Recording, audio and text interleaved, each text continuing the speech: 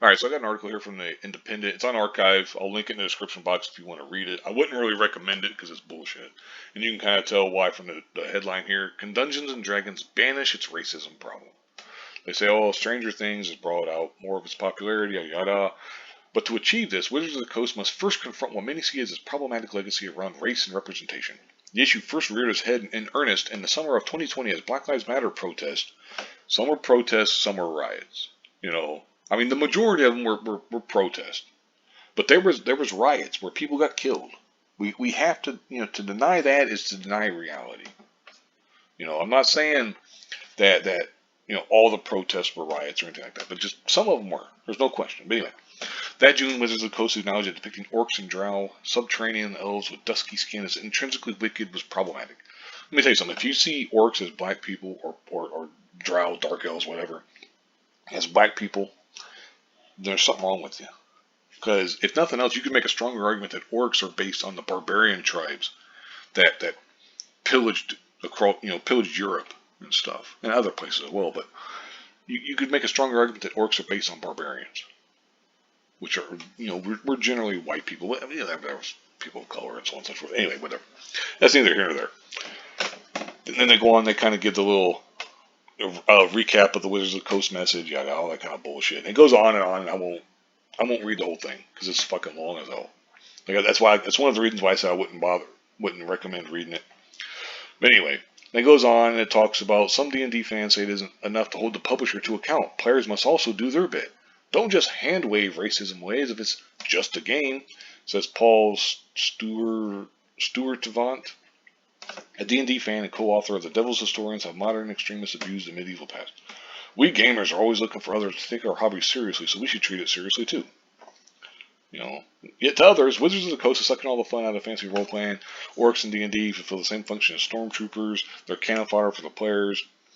And then it's short-sighted and counterproductive, says Christian Twist, a science fiction and fantasy author who runs the blog Confessions of a Conservative Atheist. A game like D&D requires an adversary for the players to face off against and ultimately defeat, especially when much of the gameplay is devoted to fighting and killing monsters. And it goes on. It keeps going on and on and on. Here's the first D&D manual written entirely by authors from minority backgrounds. In so doing, it rejects a Eurocentric vision as defined fantasy back to Tolkien, who described the inhabitants of the far south and east of Middle Earth as swarthy and warlike. Within its pages are adventures inspired by Mexico's Day of the Dead, Middle Eastern bazaars, all this kind of stuff. That's cool. I mean, I'm all for having more stuff. More inclusion or whatever. We shouldn't make that a big thing, though. It shouldn't be like a defining goal of everything that you have to have a certain number of this group or that group or whatever. That's ridiculous. And it goes on and on. Actually, I won't bother reading the whole thing because I'll let you read it for yourself if you really want. It says a conversation around race and the appropriation of non-Western cultural traditions. Because see, that's the thing. If you have a bunch of non-Western things in D&D, like settings or whatever, you'll be accused of cultural appropriation and that kind of stuff. So it's like you can't win, basically. That's why you don't want to really, fuck with this kind of stuff because it's just ridiculous.